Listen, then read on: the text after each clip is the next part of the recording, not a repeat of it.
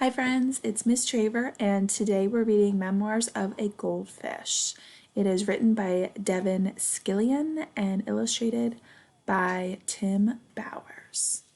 You may be wondering what memoirs means, and it's very similar to the word memory, if you guys have heard that, and they're very similar in meaning as well.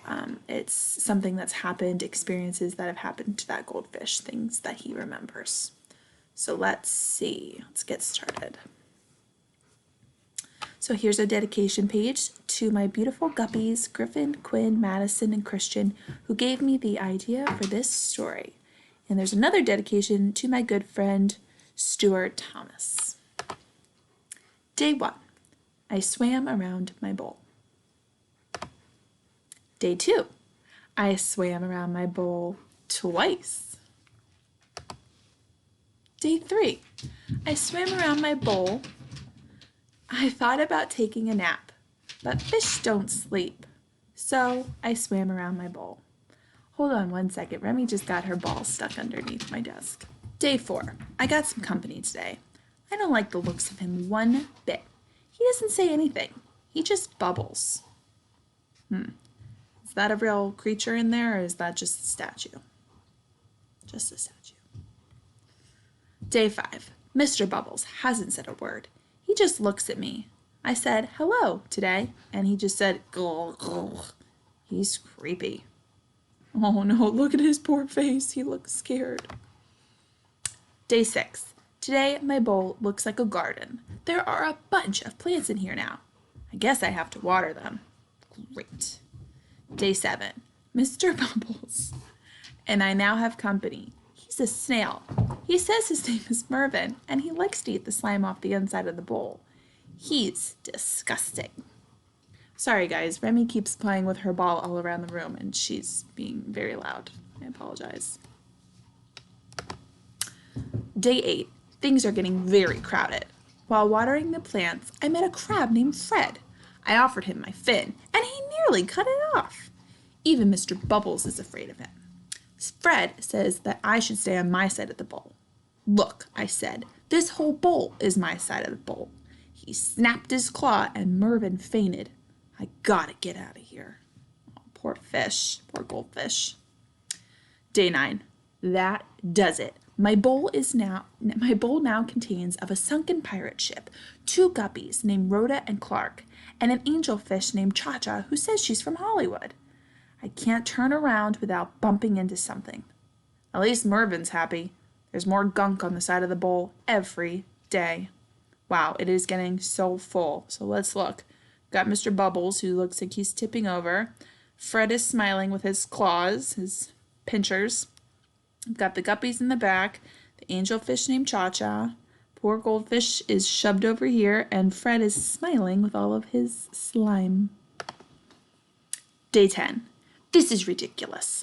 I was trying to find room for a swim today when Rhoda and Clark told me that they're going to have babies soon. Like there is room for that. Fred knocked Mr. Bubbles over and he became tangled in the plants. Cha-Cha said she couldn't help with Mr. Bubbles, but needed me to apply her sunscreen. The sides of the bowl are now covered in slime, and Mervin says he's too full to eat anymore. Yuck. Oh my goodness, look at Mervin. He looks a little sick. There are just so many problems right now. Day 11, I'm a nervous wreck. Trying to avoid Fred, I turned around quickly this morning and came face to face with my reflection in a mirror. I nearly jumped out of my gills. I don't even look like myself anymore. I need to relax. Day 12, I've had it. Rhoda and Clark were racing around the bowl. Fred was fighting with Mr. Bubbles. Mervin kept belching, and Cha-Cha told me I was standing in her light. I just lost it. This is my bowl, I screamed. I want my bowl back. Uh-oh, that is an angry, angry fish if I've ever seen one before. Poor guy. But you know what? Sometimes you need your own space sometimes, right? You love being with friends and family, but sometimes you just need your own bubble. Day 13. Today, I got my wish. Sort of. With a whoosh and a splash and a clank and a plunge, I was suddenly in a very tiny bowl of clear, pure water. It was small, but it was all mine. It was heavenly. I swam around in my new bowl twice. But I started to wonder, what happened to everyone?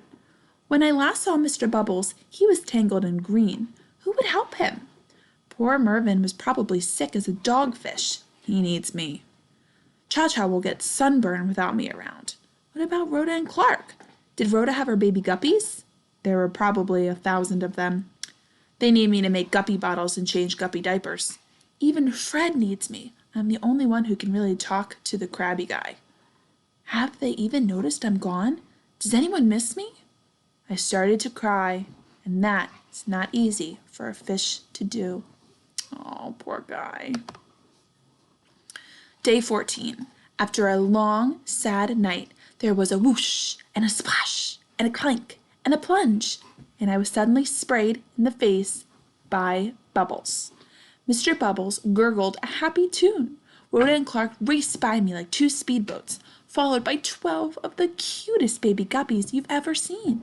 Mervyn waved his tail at me from the nice clean glass of our enormous tank. Cha-Cha sat happily beneath an umbrella. I think even Fred missed me. Oh, he looks happy. He's got a smile on.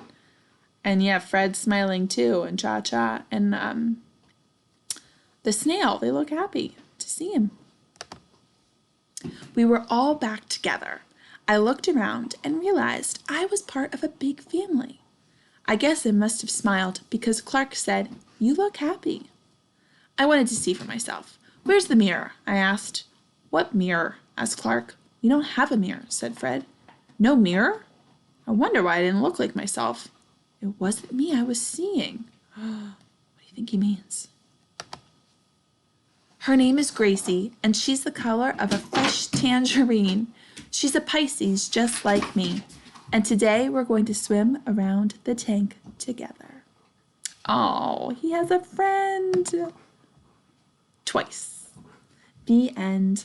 I hope you guys enjoyed this story, and stay tuned for more read-alouds. Have a great day.